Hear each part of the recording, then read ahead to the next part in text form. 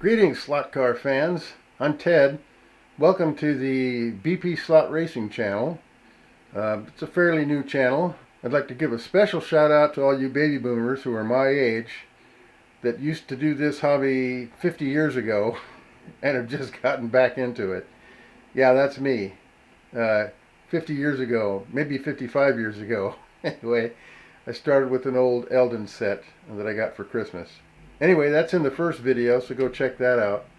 In this video, I want to share with you the experience I had with the Slottechnik chip and the NSR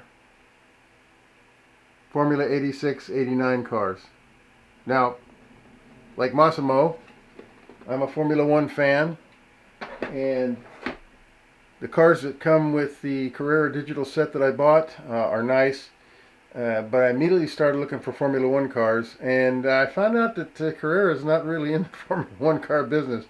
They might have had a series of them some time ago, but not so much anymore. And so I had to go with some other offerings that I knew if I bought I'd have to chip.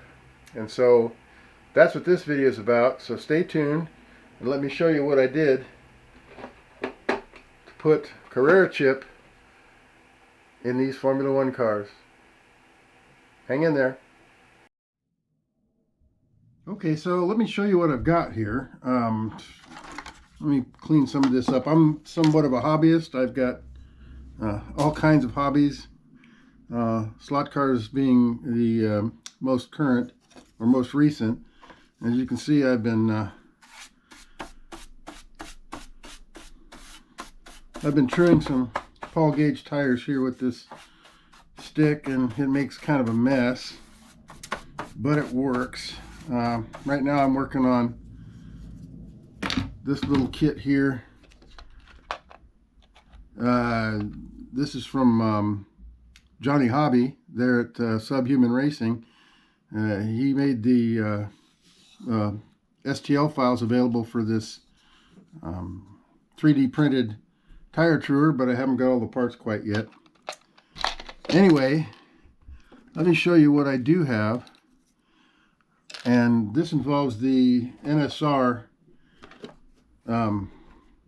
Formula 86, 89 cars. Like Massimo, I'm a Formula 1 fan, and I've been looking for Formula 1 cars, and NSR makes a series of them. That was about all I could find in 132. There's not too many other manufacturers for some reason, at least not Carrera for sure. Doesn't have any of these. So what I opted to do was, this was my first Formula 1 purchase here.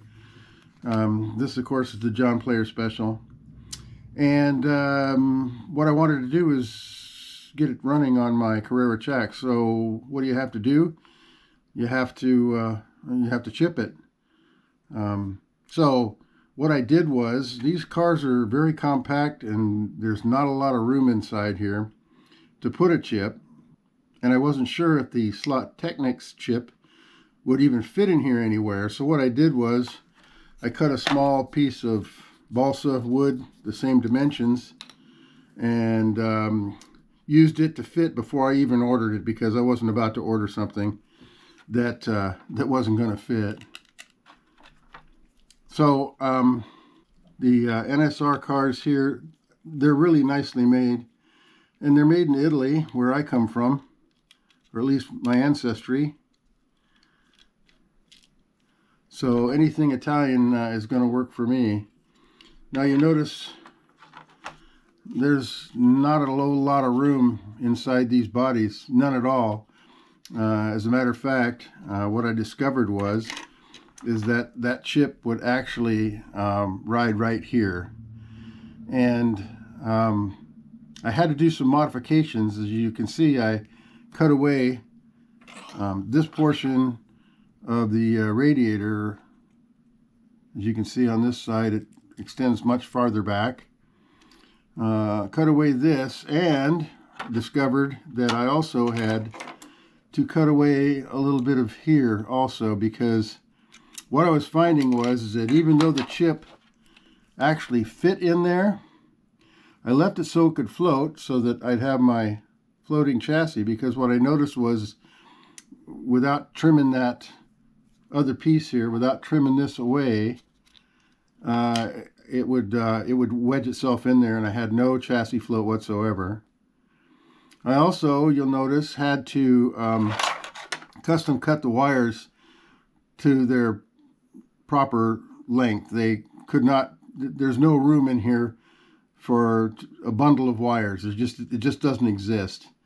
The only thing that I wasn't able to cut, of course, was the infrared detector here. So I just kind of bundled it up, and if you can get it all over here onto one side, it actually fits in there fairly nicely. So yes, you can chip these cars. One of the things I did notice is these don't have magnets in them.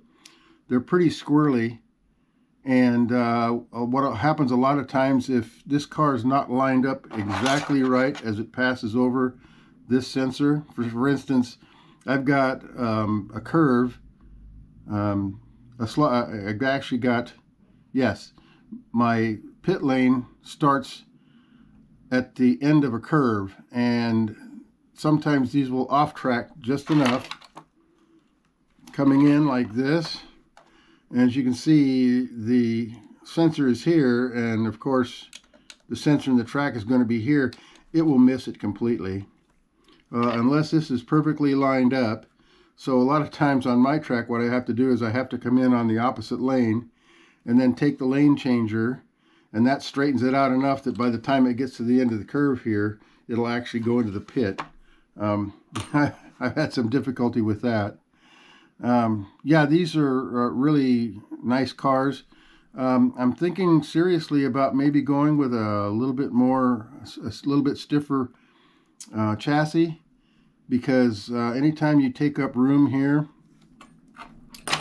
if you get any downward force from the chassis setting on it, if it's rubbing anywhere, looks like I could trim some more from here.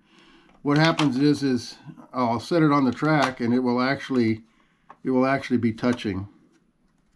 And as you can see, and it's just because it's so flexible, I think. As you can see here, I don't know if the camera will pick this up, but it actually runs so low that it scrapes on the track occasionally. I've tried adjusting the front axle here the way it's supposed to be, where it's barely touching, but I can't do that. I have to use the axle height to actually set the chassis height. I did at one time put a small thin washer under here and tried to shim the guide upwards rather than the axle downward in order to keep it from rubbing the track. But I'm going to have to order some special ones. What I did was I just took something I had, modified it, and it's obviously way too thick, probably twice as thick as it's supposed to be. And anyway, so I went ahead and slicked these tires here so that they provide no traction whatsoever. However, they are resting on the track. They're actually what has set my ride height, since I haven't anything to use to shim the guide up enough to use it as to set the ride height. Also, I noticed that when I did use it to set the ride height, I got the ride height that I needed. Actually, it was a little too tall, but it rests really heavily on the brushes. And I don't know if you can see here or not, but you can see here where these have actually come in contact with the track at this point here rather than towards the end. I don't know if it's a good idea to have your brushes actually setting your ride height, but that's what happens if you shim this guide out. You wind up supporting the weight of the vehicle on the brushes all the way from the front to the back. So I'm not sure that's a good idea. Any suggestions out there, let me know. So anyway, it is possible to put the Slottechnik chip in these NSR Formula One cars. So I hope that helps somebody out. You still got to be careful sometimes when you put the chassis back on. If the wires aren't laying quite right, it'll bind. And by the time you get the screw back in, looks like I still got some pretty good chassis float there. But anyway, thought you guys might like to see that. These run fine. I love to drive them. They're squirrely, so you have to drive them. This isn't a pink pig or something where you just put it on the track and hold the throttle down and watch it go through the corners like crazy. The other thing I've been having trouble with is, as you can see, I got my wires set up supposedly how they're supposed to be, and there's some pretty good return there, but not, I don't know, maybe it's not as good as it should be. I know on the Benetton car, it being different for some reason, this is far stiffer, and as you can see, it will stay over if you exceed much of an angle here. Now I had a particular problem with the lead here from the chip to the brush to the guide here.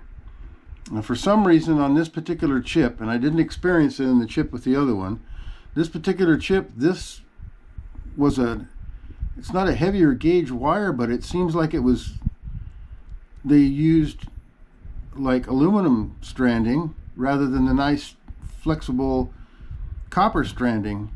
And when I made a direct connection here, I couldn't get hardly any movement out of this at all, and it would deslot fairly easily. As you can see, it's much more flexible now, and it looks like I need to re-anchor this again. But what I did was I replaced a portion of this to the guide with a much softer stranded copper wire. And I don't know if that was a one-off. Maybe they ran out of the copper stranded wire when they were producing this chip and for some reason used an aluminum stranded wire. Anyway, if anybody else has encountered that issue with the Slottechnik chip, you might want to let me know or let other people know. But so I actually trimmed this and cut this out and put in a section of copper stranded wire as opposed to the aluminum stranded wire that came off the chip. That's the only other issue I had here. Same as on the John Player Special, I had to custom cut the wires to length. There's no room in here to stuff a lot of extra wire. There just isn't. As you can see, it has to all remain within inside this frame here, and as you can see, it's already breached. There we go. I had to tuck it back behind this radiator here so that it doesn't come in contact with the body, because the body comes right down on top of it. So it is possible. It's entirely possible to do.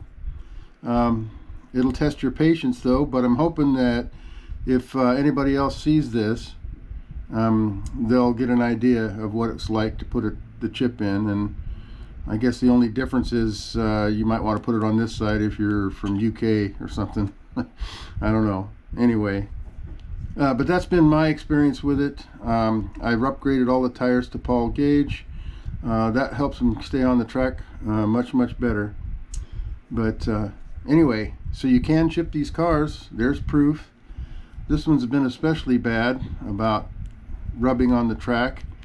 As a matter of fact, if there's as it goes over my overpass, it almost always, since the track is somewhat kinked, it'll rub right over that kink spot. Anyway, so yeah, I'm having clearance issues. after I put the chip in. I don't know, I don't do anything to damage the chassis, but it could be just that when you put the body on and it compresses this chip a little bit, yeah, there has to be a certain amount of clearance here for the body to ride. It'll sometimes pull it down, or if the wires are bundled too thick, when you put the body on and screw it on, there'll actually be a gap here. As you can see, there's a gap there now, see? And it's just a matter of getting it on there right, but you can see it's still, I'm gonna have to investigate that, see what's going on. Let's get the screws back in it real quick and see if I can't. So yeah, not a lot of clearance. It will give you trouble unless you prepare for it. And it looks like I might have to do a little more trimming on this here. Let's get the front screw in here. This is the toughest one because you got to actually move the, well, it's not tough, but you know, it's an extra step. Still not getting a lot of return there, so it is hard to reslot. And let's see what we got here. Yeah, you see this clearance here? Looks like I may need to trim away a little bit more on the body here, because if you have this gap here like it is, then it's going to ride really close to the track here towards the center. So yep, looks like I need to do a little bit more trimming on that.